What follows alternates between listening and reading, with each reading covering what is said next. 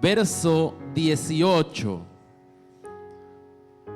Mateo 28, verso 18.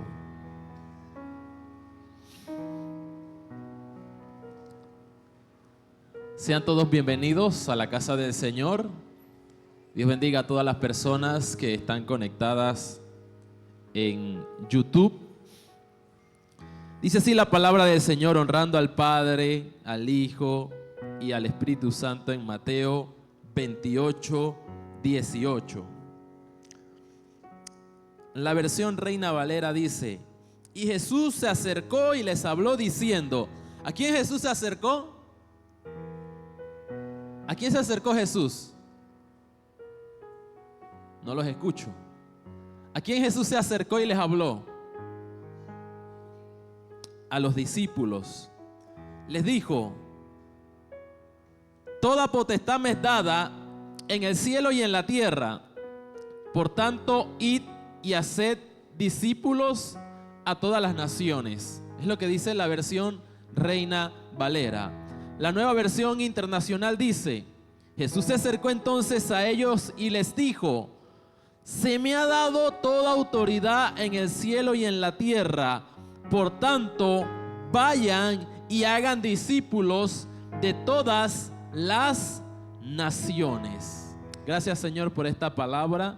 Te pedimos que bendiga nuestra vida y que entre en cada corazón como una espada, Rey de gloria. Señor Dios poderoso, te damos gracias. Amén y amén. El tema de esta mañana se denomina así: discípulos. Repita conmigo: discípulos. Repita conmigo: discípulos. ¿Y saben qué es lo interesante? Lo que Jesús dice previamente en Mateo 28, 18, antes de decir: vayan y hagan discípulos. Los niños, los pequeños discípulos, pueden ir a su clase, allá las maestras lo están esperando. Los discipulitos. Y nos quedamos acá con los discípulos más grandes. Jesús dice: toda potestad me es dada en el cielo y en la tierra. La Nueva Versión Internacional dice: toda autoridad me es dada. Y escuche bien esto, hermano y hermana. Toda autoridad me es dada, y luego dice: por tanto, vayan y hagan discípulos. O sea, Jesús está hablando acerca de su poder, pero cuando Él dice por tanto, Él está diciéndonos a nosotros que si Él tiene todo el poder, ese poder Él nos los encomienda a nosotros, porque nosotros somos representantes del poder de Dios. Yo no sé si alguien está entendiendo. Jesús dice: yo tengo todo el poder, yo tengo toda la autoridad. Hermano y hermana, la palabra me dice en Juan 1 que Él creó todas las cosas y sin Él nada de lo que fue hecho hubiese sido hecho. Todas las cosas en la creación, lo que habla en Génesis capítulo 1, fue creado por su poder. Pensar en la magnitud del universo, en la magnitud de las galaxias, en la gran cantidad de constelaciones, en los planetas que existen y en lo que no tenemos idea como seres humanos que existe, porque no ha llegado todavía ahí los estudios para que puedan comprobar la magnitud del poder de Dios. Yo no sé si nosotros podemos entender eso, la magnitud del poder de Dios. ¿Cuán grande es el poder de Dios? Que puede resucitar a una persona que ha fallecido como lo hizo. Que puede agarrar algo inerte. Hermano, pensemos en esto. Nos puede hacer del polvo y puede soplar y puede darnos aliento de vida.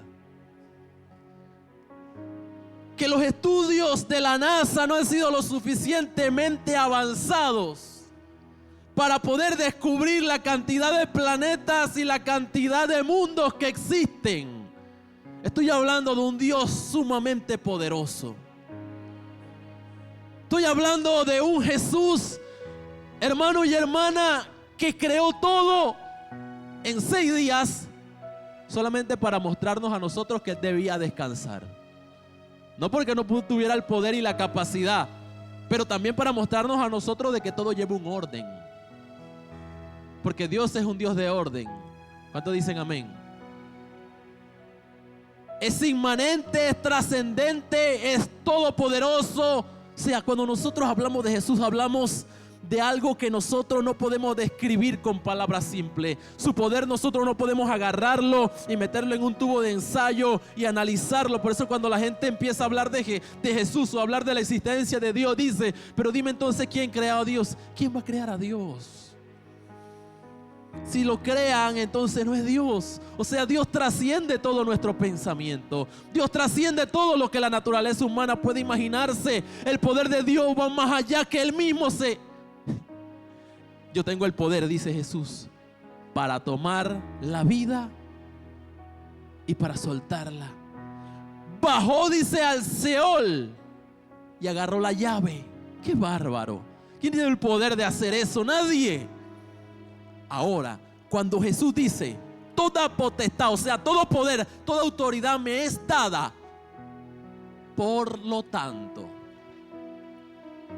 o sea, Él está diciendo: la representación de mi poder está en ustedes. Y quiero que pensemos en aquel mega Dios, aquel Jesús todopoderoso que nos dice a nosotros: tengo el poder, por tanto, Sabiera, anda a ser discípulos. Tengo el poder, entonces Elia, representante de mi poder, anda a ser discípulos. Tengo todo el poder, lo tengo, y escuche, y mire que lo especifica. Tengo el poder en el cielo, y entiéndase como cielo, no lo que nosotros podemos ver. Si le digo que abran esa cortina y mire para arriba, no se está refiriendo a ese cielo. Se está refiriendo a toda la magnitud de lo que nosotros podemos desconocer, que está arriba y no lo suficientemente arriba que nosotros podemos comprender. Pero también tiene todo el poder acá en la tierra. O sea que si Él tiene poder en la tierra, ¿por qué nosotros a veces nos preocupamos?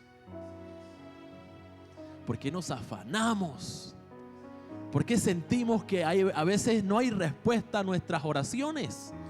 O a Dios quizás no le interesa. Él tiene el poder para hacerlo, pero Él algo nos está enseñando. Así que si la respuesta de Dios no llega, descansemos en aquel que tiene el poder.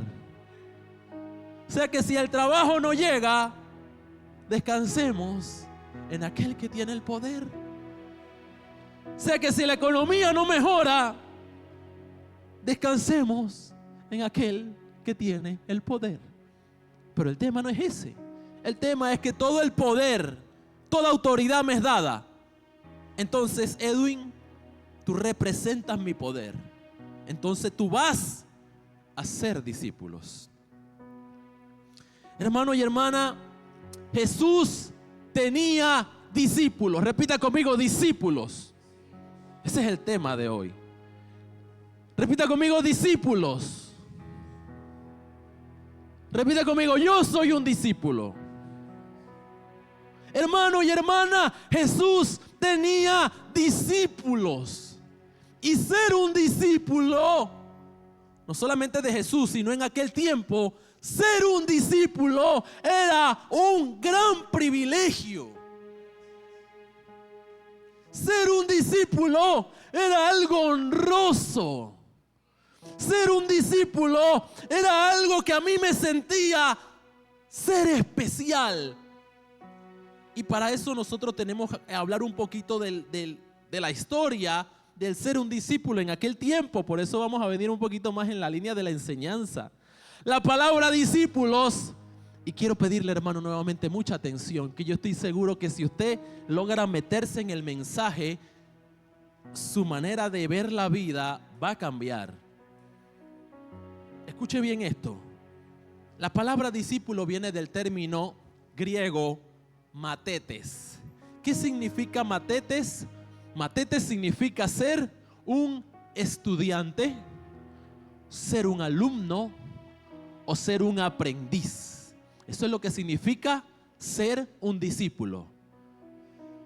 Un estudiante, un alumno o un aprendiz. Ahora, ¿qué significa ser un discípulo en tiempos de Jesús? Y en algún momento en este mismo púlpito mencioné acerca de este tema. ¿Qué significa ser un discípulo en tiempos de Jesús? Escuche bien esto.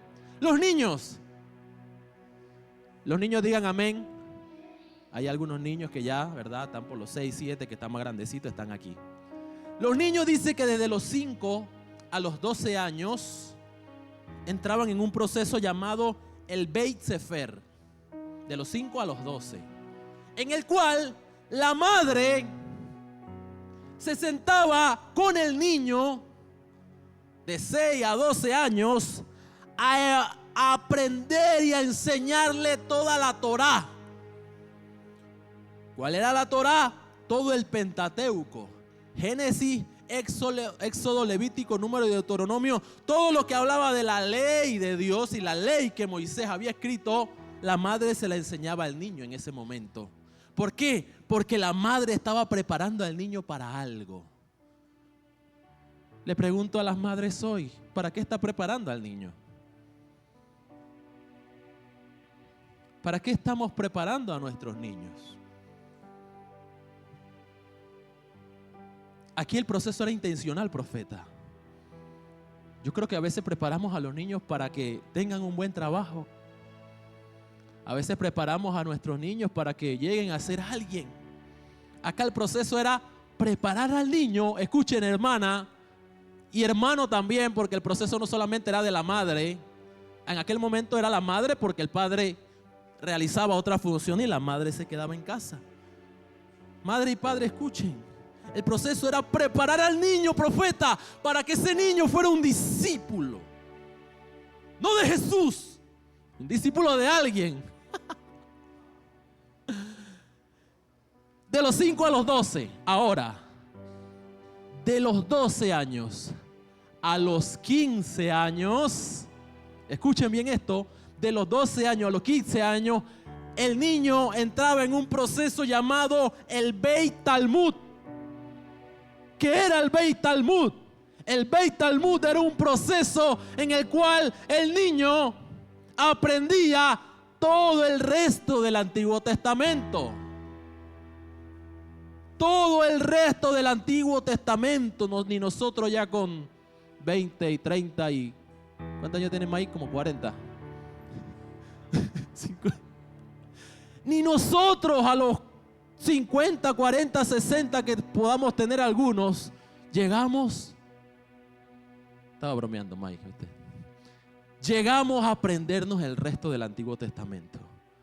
Pero la madre preparaba al niño intencionalmente, primero para aprenderse la Torá, los primeros 5 libros, y luego lo preparaba para aprenderse el Antiguo Testamento. Madres y padres que me escuchan hoy en esta mañana, ¿para qué están preparando a sus hijos? ¿Saben por qué el mundo está como está hoy? Se lo digo con conocimiento de causa. Hermanos, trabajo en una institución en el cual los niños son vulnerados. Los niños son abusados, los niños son maltratados por el descuido, por la frustración, por un padre que no está ausente, por un padre y una madre que no se preocuparon por ellos. La sociedad es el reflejo de la familia de hoy. Gloria a Dios por las madres que se ponen los pantalones, como dije un día, y sacan adelante a sus hijos. O por los padres que solitos se ponen los pantalones y sacan adelante a sus hijos. Pero en muchos lugares lo veo yo en los expedientes todos los días. Hay una madre que descuidó a su hijo, o hay un padre que descuidó a su hijo, o hay un padre que es consumidor, o una madre que está presa y el niño pues le tocó crecer con un abuelo, con una abuela que tenía situaciones de salud o que tenía que trabajar y el niño se quedaba solo. El reflejo de la sociedad que nosotros tenemos hoy es el reflejo del descuido hacia los niños. Pero antes no era así. Antes las madres los formaban intencionalmente, no para tener plata, no los formaban intencionalmente para ser gente de bien, los formaban intencionalmente para ser discípulos de a saber quién. No sé si me está entendiendo. De los 5 a los 12 aprendían la Torá, de los 12 a los 15 aprendían todo el Antiguo Testamento. Y hago un llamado de atención a las madres: lean la Biblia con sus hijos, enséñenle, léale los evangelios, háblenle, busquen la forma. Hay libritos de historia de Jesús que vienen pintados y todo, que los niños aprendan a amar a Jesús. Ahora, hasta aquí era la educación, hasta los 12 años era la educación de los niños. Después de los 12 años, los niños tenían que aprender la profesión de su padre o dedicarse al negocio familiar. Pero si los niños eran lo suficientemente buenos y aprendieron acerca de la palabra de Dios, o sea que si los niños eran lo mejor de lo mejor, ya estando a los 12 años, entraban en otro proceso que se llamaba el Beit Midrash. ¿Cuál era el Beit Midrash? El Beit Midrash era que iban con un rabino a solicitar ser un discípulo. Con el rabino que sea de ese momento que estuviera pegado. Se acercaban donde un rabino, eso sí, los que eran buenos, los que manejaban el Torá y manejaban todo el Antiguo Testamento, iban donde un rabino y le buscaban: hey, Rabino Fernando, yo quiero aprender de ti. Quiero que me des el privilegio de enseñarme a mí. Así hacían en ese momento. Entonces, cuando iban con el rabino, con el maestro, él le interrogaba y le hacía preguntas de todo el Antiguo Testamento, de los profetas, de la Torá, todo. Se le hacía una evaluación, profeta. Se le hacía una evaluación a ese muchacho que fue formado por su madre en todo. Y si el muchacho pasaba la evaluación, pasaban dos cosas. O el rabino le decía: te hace falta conocimiento, mejor ve y aprende la profesión de tu padre. Pero si el muchacho le iba bien en la evaluación, el rabino, el maestro, le decía: ven y sígueme. Este muchacho dejaría a su familia, dejaría la ciudad, dejaría todo y se dedicaría a ser como el maestro y a convertirse en un discípulo de ese maestro. La pregunta en esta mañana es la siguiente, y quiero que me miren. ¿En qué momento nosotros nos olvidamos de ser discípulos? ¿En qué momento nosotros nos olvidamos de hacer discípulos a la luz de lo que estamos hablando? Yo quiero que usted entienda el contexto. Jesús está pronto a irse al cielo. Jesús está pronto a ascender y le dice: yo tengo toda la autoridad, tengo todo el poder, tengo toda la potestad. Y como tengo toda la potestad, ustedes van a representar esa autoridad. Vayan y hagan discípulos. ¿En qué momento se nos olvidó hacer discípulos?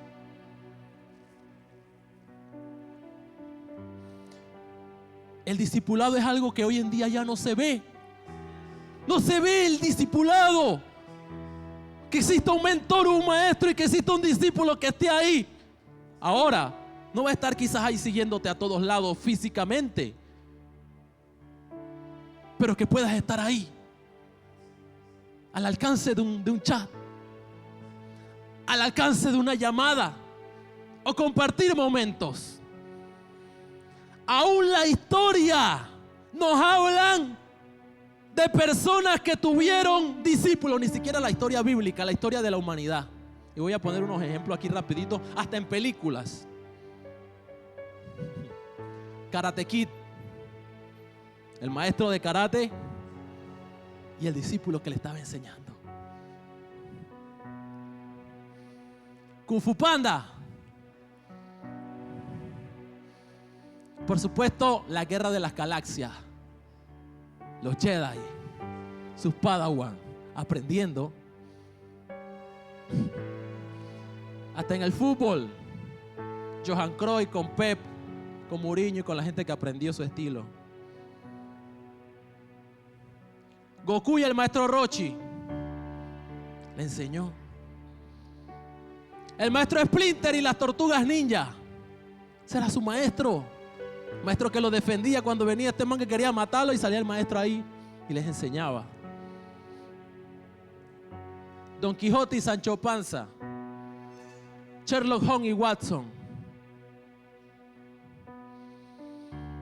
¿En qué momento cambió, profeta, la historia? ¿Qué pasó? ¿Qué sucedió? Las películas de ahora es un hombre que él solito sobresale, o la mujer súper empoderada que no necesita de nadie, que puede hacer lo que ella quiera hacer, no necesita de nadie, ni de un hombre, ni de más nadie. Solita, la súper empoderada, poderosa, licenciada, ella solita puede hacer todo. Y yo, reflexionando en estas palabras que venía meditando hace ya varias semanas, yo no me puedo olvidar de las personas que marcaron mi vida y las personas que yo les estaré agradecido el resto de mi vida. Personas que me marcaron, personas de las que yo aprendí. Hablar de mi madre, no puedo ignorarlo. Fue una persona fundamental en mi proceso de conversión y de avance en Jesús.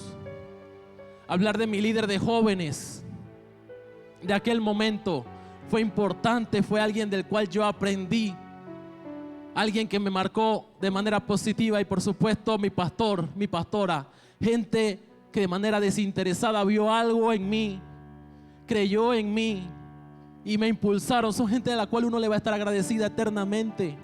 Y claro que hubieron otras personas ahí que fueron personas que nos bendijeron en su momento, gente de Dios, gente a la cual uno tiene que estar agradecida eternamente. Cuando yo me quería casar y no tenía plata, y apareció un poco de gente que yo no sé de dónde salió. Te voy a comprar la ropa, te voy a comprar los zapatos, te voy a poner la comida, te voy a poner la cena, te voy a pagar local. Y dije, esa gente tú le tienes que ser agradecida el resto de la vida. A veces somos malagradecidos y nos olvidamos de la gente que nos dio el brazo en el momento en que más lo necesitamos. Pero no me puedo olvidar de estas tres personas en particular que marcaron mi vida. Id y haced discípulos. ¿Qué pasó con esa cadena que Jesús estableció? Claro, para ser discípulos tienes que ser un discípulo. Y ahí es donde está quizás parte del problema. En estos tiempos el ciclo se rompe porque nadie quiere ser un discípulo de nadie. ¿Y por qué nadie quiere ser un discípulo de nadie? Se lo voy a decir rápidamente. Porque el día de hoy ser un discípulo se considera como menos. Como que eres el menorcito. ¿Y sabe por qué lo vemos de esa manera? Porque somos orgullosos. Somos orgullosos. Nos falta humildad para ser discípulos. Hoy no hay discípulos porque somos cristianos orgullosos, si es que nos podemos llamar cristianos. Porque decir cristiano y decir orgullo no es lo mismo. La gente es orgullosa hoy. Nadie quiere dejarse dirigir por otra persona. Yo discípulo de quién? Yo no soy discípulo de nadie. Nos falta humildad. Toca a la persona que está a tu lado y dile, te falta humildad. Te falta humildad. Segundo motivo por el cual no hay discípulos hoy. ¿Saben por qué? Porque muchos tienen la sensación de que pueden salir adelante solos. ¿Por qué? Porque como la historia de vida personal particular fue salir adelante solo, porque mamá y papá no estuvieron, no había una familia, yo logré salir adelante solo, con la ayuda de Dios, pero logré salir adelante solo. Venimos a Cristo y creemos que el evangelio también es así. Y nos equivocamos, y nos estrellamos, y tomamos decisiones económicas, espirituales, decisiones naturales, profesionales, malas, porque no tenemos quien nos guíe, ni quien nos dé un poquito de luz.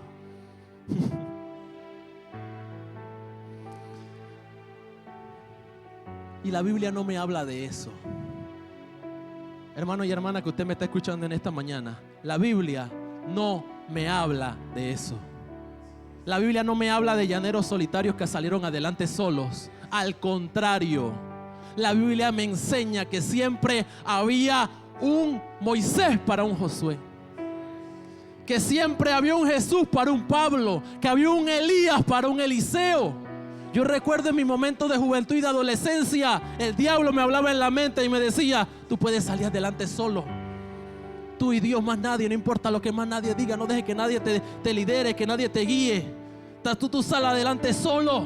Y el diablo me hablaba y me decía eso, y hubo un momento que me lo creí, profeta, que creía que yo podía solo, yo y Dios, yo decía, en mi ignorancia. ¿Cuál yo y Dios? Si Jesús no nos dice eso, si la Biblia no me dice eso, si Juan no me dice eso, Pablo no me dice eso, ¿de dónde sacamos que podemos solos? ¿De dónde sacamos que no necesitamos a nadie? Al contrario, hace unos meses que hablaba del mensaje de la comunidad de la cruz, hacía referencia a las tantas veces que la Escritura nos dice: ayudaos, exhortaos, animaos unos a otros. Tantas veces lo señala. Y la preocupación de Jesús cuando ascendió, ¿saben cuál era? Señor, que ellos sean uno. ¿Quién nos enseñó a andar solo? ¿Quién nos enseñó que nosotros podemos solo? El único ejemplo y modelo que tenemos que anda solo y que tomó su decisión solo fue el diablo. Y a veces nos volvemos hijos del diablo. Y lo digo yo con toda propiedad, porque pensaba ignorante e inmaduramente que solo podía. Y solo, ¿sabe lo que podía solo? Solo me hundía. Ahí me hundía solo.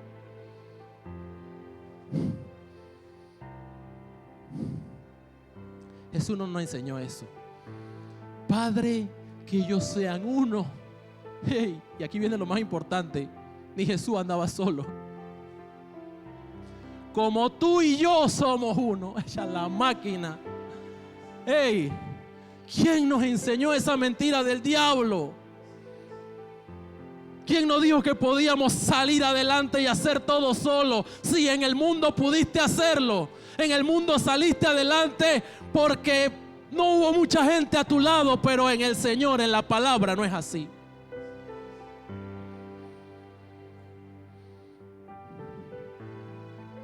Quizás el discipulado ya no es el proceso sistemático de antes, con el Beit Midrash, el Beit Talmud y el otro Beit que no me acuerdo ahorita mismo. Ya no es como antes, que tú dejabas, escuchen, dejabas tu familia y te ibas. Y ser discípulo era un privilegio. Por eso que cuando Jesús se aparece y ve Mateo 4:18, ve a Pedro, ve a Andrés ahí, y ve por ahí también a Juan y a Jacobo, Jesús se aparece y le dice: ven y síganme. ¿Qué dice la Biblia? Inmediatamente dejaron lo que estaban haciendo y lo siguieron. ¿Saben por qué? Porque ellos habían sido del grupo que no calificaba para ser discípulos. Ellos fueron del grupo que no estaban lo suficientemente preparados en cuanto a escritura, y fueron donde un maestro, donde un rabino, y le dijeron: quiero que me siga, quiero seguirte. Lo evaluaron y dijeron: no pasa, papá, mejor vaya a aprender la profesión de su papá, que es pescar. Pero cuando apareció Jesús, sin evaluación, sin conocimiento de lo que ellos sabían o no sabían, porque a Jesús no le importa si tú sabes o no sabes. A Jesús le importa que tú quieras hacer algo por Él. Jesús le dice: ven y sígueme. Voy para adelante. Voy para adelante, y lo siguieron. Y para ellos ser discípulo era algo honroso. Porque para nosotros ser discípulos nos sentimos como menos. No, May no es mi, ella es la líder de jóvenes, pero yo no la sigo a ella. Arrepiéntete.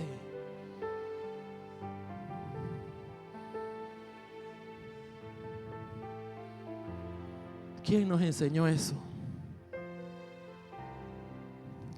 Quizás el discipulado no es el proceso sistemático en los tiempos de Jesús, pero tú necesitas a alguien que te escuche. Tú necesitas a alguien que te dé un buen consejo. Tú necesitas a alguien que te guíe. Tú necesitas a alguien que esté ahí en un momento de urgencia. Sí, Jesús está, Dios está, pero necesitas también a alguien representado por Él que te guíe. En el momento de urgencia que tú puedas acercarte y buscar. Hay gente que tú sabes que en la urgencia tú no la puedes llamar, porque no va a estar, porque no va a responderte un chat, y te estás muriendo, lo único que tienes es una llamada y tú sabes que no te va a contestar.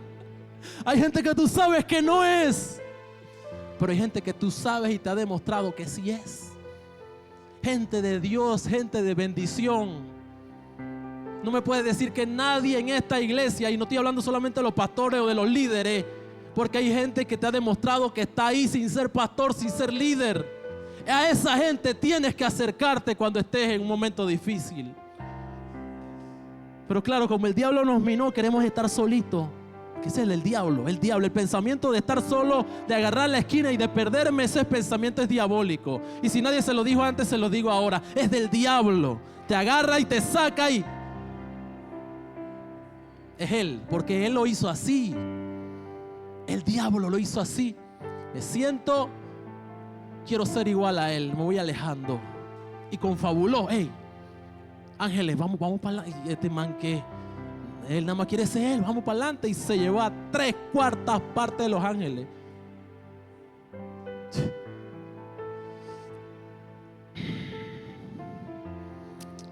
Necesitas ser un discípulo, pero tú también necesitas ser de bendición para alguien y tener un discípulo. Porque si tú no lo estás haciendo, hermano, yo siento que muchos creemos que vamos para el cielo. Hermano, nosotros no vamos para el cielo nada. Porque no es suficiente con amar a Dios con palabras. Las palabras el viento se las lleva. Las de Jesús solamente son las palabras de vida eterna. No es suficiente a Jesús decirle: te amo. Pedro me ama. ¿Qué le dijo? ¿Qué le dijo? ¿Qué le dijo? ¿Qué le dijo cuando le preguntó a Pedro que le amaba? Apacienta. Necesitas ser de bendición para alguien. Necesitas dejar a alguien lo bueno que hay en nosotros. Y en nosotros hay cosas buenas que tú necesitas transmitirle a alguien. Del área que sea. Hay algo bueno en ti que tú debes transmitirle a otra persona.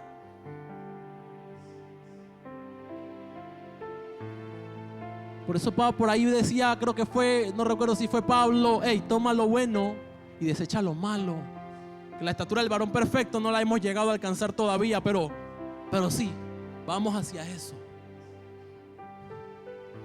Pero hoy parece que la cadena se rompió. Pero debemos empezar a crear esa relación de confianza con una persona en ambas vías. Tanto yo ser de bendición para alguien de manera incondicional. Ojo, esto no es de que yo voy a ayudarlo porque en algún momento Edwin pues va a graduarse y él me va a ayudar. Negativo, Dios conoce el corazón. Y si tú ayudas a la gente por interés, te veo mal. Pero cuando tú ves a alguien y tú tratas de vertirte en ese alguien y de serle bendición a ese alguien, créeme que ahí tú estás poniendo en práctica lo que dice Mateo 28, 19. Toda potestad me es dada, por lo tanto, vayan y hagan discípulos. ¿Qué pasó con nosotros que no tenemos discípulos? No está hablando, ve y gánate a la gente. Ve y predica en una campaña o en un Zoom, en un live y gánate a todos los que están ahí. No. Ve y haz discípulos. Es una demanda fuerte. Y nosotros creemos que en la alabanza, la adoración, venimos y soltamos un par de lagrimitas. Y bueno, estamos ahí sirviendo al Señor y vamos para el cielo. Hermano, lamento decirle que no. Porque no fue lo que Jesús dijo. Dijo, por tanto, vayan y hagan discípulos a todas las naciones, bautizándolo en el nombre del Padre, el Hijo y el Espíritu Santo, enseñándole que guarden todas las cosas. Y he aquí, si tú haces los discípulos, entonces yo voy a estar con ustedes todos los días hasta el fin del mundo. Pero tienes que hacer los discípulos. Si no, no. El problema es que hoy estamos muy ensimismados. Hermano, el problema es que ya la gente hoy ni nos preocupa. Porque el lugar no está lleno. Porque las almas no vienen. Si no te preocupas por la gente que está aquí, ¿para qué Dios va a decir, para qué voy a mandar gente a Cordero de Amor? Si el hermano tiene un mes que no viene al culto y nunca le chateaste, nunca le escribiste, nunca le llamaste, no te diste la vuelta por la casa, el Señor dice, ¿para qué le voy a dar gente a Cordero de Amor? Y créame, la palabra es dura y es para todos, nos golpea. Estamos ensimismados. Al contrario, cuando la gente no viene, decimos, ¿quién sabe en qué anda ese pecador? Así he escuchado. No, que tiene tanto tiempo que el hermano no viene. Por ahí aparece ese pecador regado. Ay, yo no quiero saber lo que Dios piensa. Jesús no nos enseñó eso. Y aquí viene la parte compleja. Jesús iba a buscar a la gente, a la oveja perdida. La iba a buscar. El mensaje de Apocalipsis 3, versos 19 y 20, que nosotros generalmente utilizamos para predicar a las personas inconversas, de que aquí yo estoy a la puerta y llamo, que casualmente anoche estaba utilizando en la célula. Hermanos, esa palabra no es una palabra en el contexto para gente inconversa. Sí, se puede utilizar de esa forma, pero el sentido específico de esa palabra es una palabra que es para la iglesia de Laodicea. Y escuche bien esto, lo que dice la palabra. A la iglesia de Laodicea. Voy a leerlo porque quizás Dios quiere hablarnos a nosotros. Y créame que no vamos a entender tanto, pero quiero leerlo. He aquí el amén, el testigo fiel y verdadero, el principio de la creación de Dios de esto. Dice esto: yo conozco tus obras, que ni eres frío ni caliente. Ojalá fuese frío o caliente. Pero por cuanto eres tibio y no frío ni caliente, te vomitaré de mi boca. Porque tú dices, yo soy rico, yo me he enriquecido, de ninguna cosa tengo necesidad, y no sabes que tú eres un desventurado, miserable, pobre, ciego y desnudo. Por tanto, yo te aconsejo que de mí compres oro refinado para que seas rico, y vestiduras blancas para que te vistieres, y que no se descubra la vergüenza de tu desnudez. Y unge tus ojos con colirio para que veas. Y aquí viene la parte hermosa, que por esto lo leí. Dice, yo reprendo y castigo a todos los que amo. Sé pues celoso y arrepiéntete. Y aquí es donde viene la parte seria. He aquí yo estoy a la puerta y llamo. Si alguno oye mi voz y abre la puerta, entraré a él y cenaré con él y él conmigo. Al que venciere le daré que se siente en mi trono, así como yo he vencido y me he sentado con mi Padre en su trono. Es un mensaje a la iglesia. Jesús modelándonos lo que debemos hacer. ¿Por qué? Porque Jesús llega y está ahí tocando la puerta de la gente que se va. Puede ser la puerta del corazón, pero ese es un mensaje a la iglesia y nos está modelando y nos está diciendo lo que nosotros debemos hacer para convertirnos en gente útil en sus manos, para convertirnos en gente de bendición. ¿A qué se debe la falta de interés por la gente? ¿A qué se debe la falta de interés por la gente? Se debe a la falta de Dios. Se debe a la falta de intimidad. Se debe a la falta de vida espiritual con Dios. Claro, porque si no me interesa con mi propia vida espiritual, ¿qué me va a importar con el otro hermano? Si no me interesa de que yo estoy apartado, frío, lejos de Dios, no me va a interesar si viene o no viene Calé al templo, por poner un ejemplo. Pero Jesús le dice a Pedro: Pedro, ¿me amas? La respuesta de Pedro no tenía que ser en palabras. La respuesta de Pedro tenía que ser una acción a lo que él estaba diciendo.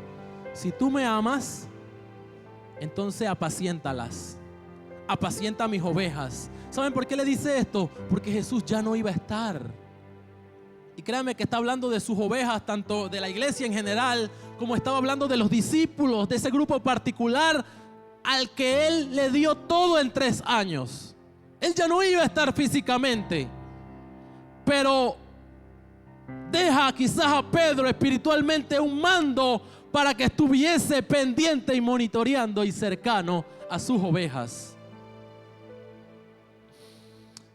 Dios nos está diciendo a nosotros: ve y haz discípulos, porque es la misión que Él nos encomendó. Esto no es para agradar a nadie, para agradar a un líder, por agradar a un pastor o porque el predicador hoy se le ocurrió predicar de esto. No, este es un llamado a que nosotros reflexionemos y analicemos: hey, ¿qué estoy haciendo? ¿Para quién estoy siendo de bendición? Sí, nos preocupamos por nuestra familia, pero eso lo hace el inconverso. Es lo mismo que hace el mundano. Es más, a veces ni nos preocupamos por la familia. Es lo mismo, pero Dios nos hace un llamado en esta tarde ya a analizar: hey, ¿para quién estoy siendo de bendición yo? ¿Yo soy discípulo de quién? ¿De quién soy discípulo? ¿Quién me aconseja? ¿Quién me busca? ¿Quién me corrige? A esa persona tienes que buscar. Esa persona que desinteresadamente ha estado ahí. ¿Cómo estás? Te da un consejo. Y aunque a veces te moleste por el consejo que te da, créeme que se preocupan por ti. No es que te van a poner un mentor. No. Y mira que estamos en términos ahorita en contexto de grupo de conexión. Puede ser la persona que está mentoreando o puede ser una persona con la que tú le tengas confianza también. Pero necesitas tener a una persona con la que puedes contar, que te guíe, que en medio de las dificultades que no sepas tomar una decisión, esa persona se pare de manera sobria a través de su experiencia y te diga: hey, ¿sabes qué? Yo también pasé por ahí y esta es la salida. Y te da un poquito de luz, porque a veces estamos nublados. A veces por la incomodidad o por la tristeza o por la rabia nos nublamos y hacemos chavada, tomamos decisiones tontas. Tiene que venir una persona sobria y que te diga: hey, ¿sabes qué? Creo que esta es la decisión que debes tomar. Tú decidirás, pero el consejo está ahí. Una persona que te pueda, hey, que la palabra lo dice: bienaventurado, ¿qué? Son 2 que 1. Porque si uno se cae, el otro lo levanta. Pero el modelo diabólico nos dice: tú solito puedes hacer las cosas. Y ahí es donde nos va mal. Ahí es donde nos perdemos y tomamos decisiones tontas. espirituales, ministeriales, creyendo que estamos haciendo bien, creyendo que eso es lo correcto. Ve y haz discípulos, pero primero tú conviértete en un discípulo de alguien. Esa es la cadena que Jesús estableció y que en la iglesia moderna, y no hablo solamente Cordero de Amor, sino a nivel mundial, se está rompiendo ese modelo, porque nadie quiere ser discípulo de nadie. Pero el Señor nos dice nuevamente en esta tarde: toda potestad me es dada. El Señor nos está diciendo: yo te voy a dar la facultad, yo te voy a dar la gracia, yo te voy a dar la palabra correcta, yo te voy a dar el consejo para que tú puedas guiar a otra persona. Por tanto, como toda potestad me es dada, lo vemos solamente en términos de resolver, de pasar en momentos difíciles, de salir adelante, pero Jesús está hablando en términos misionales. Toda potestad me es dada, por tanto, anda a ser discípulos. Pero primero, sé tú un discípulo. Necesitas humildad. Necesitas ser humilde. Necesitas ser sabio e identificar quién te puede guiar, quién te puede dar ese consejo. A veces se nos va la onda. A mí particularmente, muchas veces se me va la onda. Se me olvida que tengo gente a mi alrededor de bendición. Y muchas personas de bendición que me pueden decir: en esta decisión, toma esta. Particularmente a veces lo hago. Una decisión económica, yo sé a quién ir. Una decisión ministerial, yo sé a quién ir. Una decisión quizás, eso es lo que el Señor quiere. Y ese es su modelo. Hacer discípulos y ser un discípulo. Ponte de pie en esta tarde ahí donde estás.